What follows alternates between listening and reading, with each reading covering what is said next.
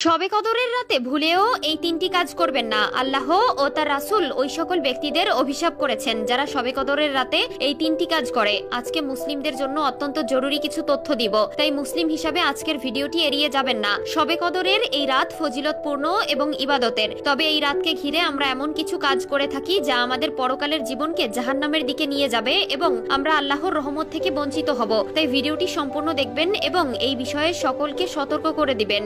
ভিডিওটি শেয়ার করে দিবেন যেন আপনার অন্যান্য মুসলিম ভাই ও বোনেরা ভুলেও শবে কদরের রাতে এই তিনটি কাজ না করে। হয়তো আপনার একটি শেয়ারে একজন মানুষ ভুল থেকে হেদায়েতের পথে ফিরে আসতে পারবে। প্রিয় দিনী ভাই ও বোনেরা, আপনি যদি হযরত মুহাম্মদ সাল্লাল্লাহু আলাইহি ওয়াসাল্লামের সুন্নতকে অন্তর থেকে ভালোবেসে থাকেন তাহলে অবশ্যই কমেন্টে আলহামদুলিল্লাহ লিখে যাবেন। লাইলাতুল কদর অতিশয় সম্মানিত ও মহিমান্বিত রাত বা পবিত্র রজনী। ফার্সি ভাষায় সাব ও আরবি ভাষায় লাইলাতুল অর্থ হলো রাত্রি বা রজনী, অন্যদিকে কদর শব্দের অর্থ সম্মান, মর্যাদা, মহাসম্মান। এছাড়া এর অন্য অর্থ হলো ভাগ্য, পরিণাম ও তাকদীর নির্ধারণ করা। এ রাতে সারা বিশ্বের মুসলিম উম্মাহ আল্লাহ তাআলাকে বিশেষভাবে স্মরণ করেন। সারা রাত নফল নামাজ আদায়, জিকির আজগারের মাধ্যমে আল্লাহর কাছে নিজের জন্য পানাহ প্রার্থনা করেন।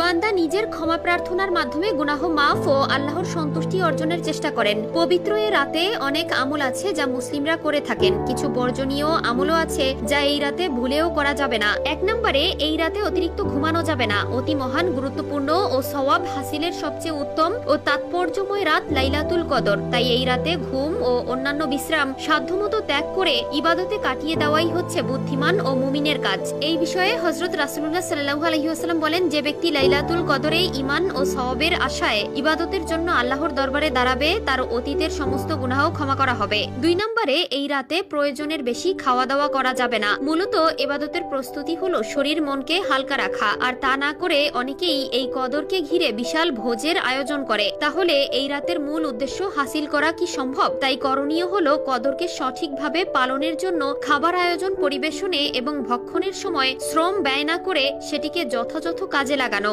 কারণ এই মহিমান্বিত রাত জীবনে আরেকবার পাবো কিনা, বা ইবাদত করতে পারবো কিনা, ক্ষমা চাইতে পারবো কিনা, দাঁড়াতে পারবো কিনা, চোখের পানি ফেলতে পারবো কিনা, যাবতীয় আগাম দিতে পারবো কিনা তার কোনো ইয়াত্তা নেই। 3 নম্বরে, এই রাতে বিদআত হয় এমন কিছু হলেও করা যাবে না। ইসলাম কোনো কল্পনাপ্রসূত ধর্ম নয়, এটি একটি বিজ্ঞান ভিত্তিক জীবন বিধান। এটি বাড়াবাড়ির পক্ষে নয়। কোরআন সুন্নাহ বহির্ভূত কাজকে বিদআত বলা হয়। আর শবে কদরের মতো একটি গুরুত্বপূর্ণ রাতে বিদআত মুক্ত থেকে যথাযথভাবে ইবাদত বন্দেগী করা ইমানদারের কাজ। সেই সঙ্গে মানুষের ভুল দিক নির্দেশনা বর্জন করা, সঠিকভাবে ইসলাম সম্পর্কে জেনে সে অনুযায়ী কাজ করা। এমন যেন না হয় যে সওয়াব কামাতে গিয়ে আযাবের ভাগীদার হতে হয়। রাসূলুল্লাহ সাল্লাল্লাহু আলাইহি ওয়াসাল্লামের হাদিস থেকে পাওয়া যায়, এই রাতে হালকা বৃষ্টি হবে, এই রাত নাতিশীতোষ্ণ থাকবে। পরবর্তী দিবসে সূর্য এমন ভাবে উদিত হবে যে তার রশ্মিতে কোনো প্রখরতা বা তেজ থাকবে না। এ রাতে আসমানের দরজাগুলো খুলে দেওয়া হয়, দোয়া কবুল হয়। ইবাদতে মশগুল বান্দাকে ফেরেশতারা সালাম দেয়। বান্দার দোয়ার সঙ্গে ফেরেশতারা আমিন আমিন বলতে থাকে। তাই আমাদের